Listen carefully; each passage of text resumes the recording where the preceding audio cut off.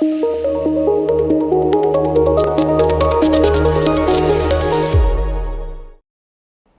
Management in pregnancy.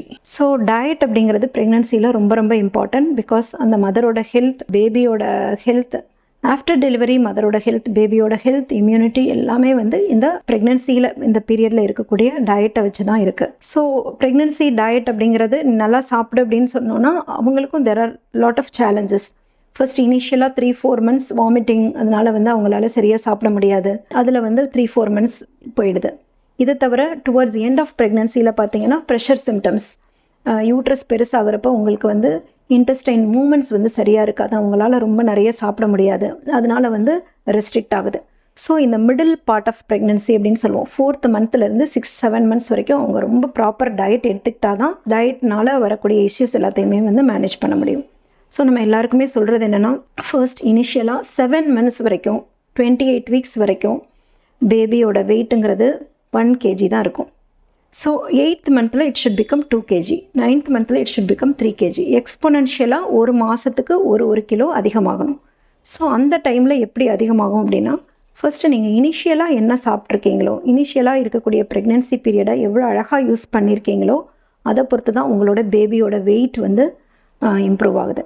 So இப்போ நிறைய பேருக்கு வந்து பேபியோட வெயிட் இம்ப்ரூவ் ஆகலை, ஐயூஜிஆர்னு சொல்லுவோம், க்ரோத் ரெஸ்ட்ரிக்ஷன் இருக்குது, வாட்டர் லெவல் கம்மியாக இருக்கிறது, இந்த 2 ப்ராப்ளம்னாலையும் சிசேரியன் ஆகுறதுங்கிறது ஒரு ரொம்ப காமனாக இருக்கக்கூடிய ஒரு இஷ்யூ.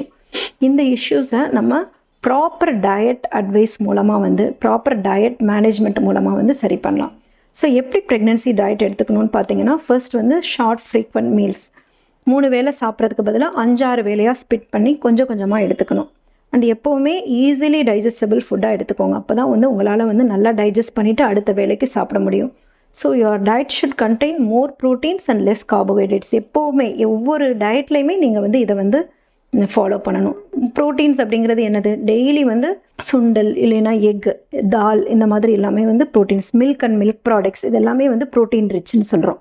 அண்ட் நான் வெஜிடேரியன் டயட்ஸ் இது எல்லாமே டெய்லி ஏதாவது ஒரு ஃபார்மில் இருக்கணும். ஒரு நாள் எக் இருக்கலாம், ஒரு நாள் வந்து சுண்டல் இருக்கலாம், ஒரு நாள் நான்வெஜ் வேறு ஏதாவது இருக்கலாம். அந்த மாதிரி உங்களோட டயட்டில் வந்து ப்ரோட்டீன்ஸ் அதிகமாக்கிட்டு கார்போஹைட்ரேட் ரேஷியோவை கொஞ்சம் கம்மி பண்ண பாருங்கள். நட்ஸ், இன்பிட்வீன் நட்ஸ் கண்டிப்பாக எடுத்துக்கணும். ரொம்ப முக்கியமான விஷயம், டைஜஷன் ஆக மாட்டேங்குது நம்மளோட life style, sedentary life style. காலையில் ரொம்ப லேட்டாக எழுந்திரிக்கிறது, பிரேக்ஃபாஸ்ட் சாப்பிடாமல் இருக்குது, பிரேக்ஃபாஸ்ட்டுக்கு பதிலாக பிரஞ்ச் எடுத்துக்கிறது, இதெல்லாம் வந்து ப்ரெக்னென்சியில் it should be strictly avoided. ஏன்னா வந்து மார்னிங் பிரேக்ஃபாஸ்ட் எடுக்காதவங்களுக்கு இன்னும் அசிடிட்டி ரொம்ப அதிகமாகுது. ஸோ தட் உங்களோட டைஜஸ்டிவ் கெப்பாசிட்டி வந்து குறைஞ்சிருது. எப்போவுமே ஒரு டயட்டுங்கிறது மார்னிங் டைஜஸ்ட் ஆகிறது, morning breakfast, mid morning and lunch அப்படிங்கிறது நல்லா ஹெவியாக இருக்கணும். Towards end of the day நீங்கள் கொஞ்சம் கொஞ்சமாக கம்மி பண்ணிக்கோங்க. ஃபுட் மீல்ஸ் வந்து நட்ஸ் எடுத்துக்கோங்க, ட்ரை ஃப்ரூட்ஸ், நட்ஸ் இதெல்லாமே எடுத்துக்கோங்க. ஃப்ரூட்ஸ், எல்லா ஃப்ரூட்ஸுமே அலௌடு தான், fruits and water intake of course. So இதை தவிர ரொம்ப இம்பார்ட்டண்ட், டெஃபினட்டாக வந்து ஒர்க் ஃப்ரம் ஹோம் இந்த மாதிரி ஆப்ஷன்ஸ் இருக்கிறவங்க எல்லாருமே செடென்ட்ரி லைஃப் ஸ்டைல் அப்படிங்கிறத விட்டுட்டு நீங்கள் ஆக்டிவாக இருந்தீங்க அப்படின்னா, even if you are on work from home, இடையில வந்து ஏதாவது எழுந்திரிச்சு நடக்கணும்.